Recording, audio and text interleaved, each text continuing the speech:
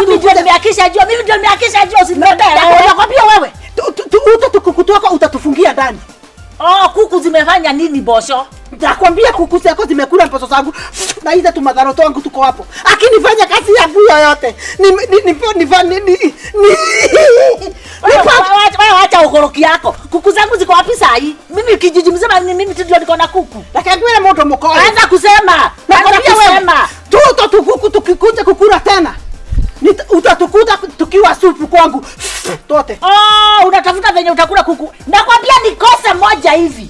Nikose hivi moja. Hizo kuku zitatoka zitakata kwa kichwa. Saizi ziko wapi Kagore? Wacha na fitina ya watu. Usiona huko. Wewe usiona huko kwa nini? Kwa hivyo kale kwamba nitachoma. Wewe Kagore nimesikia pia. Mshene.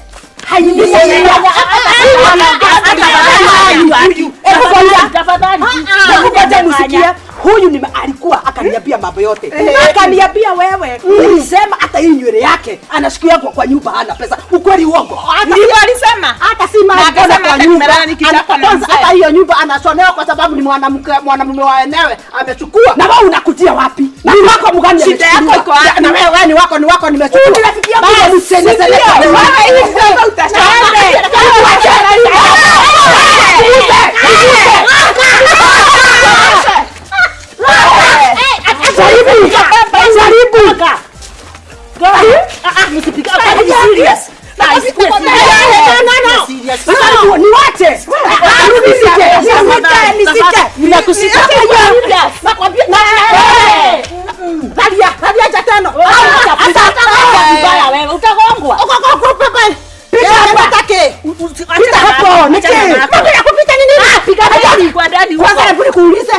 Bwana wangu unaulizana nini na wewe? Kwa sababu wewe wakati wako unanirusha. Yes.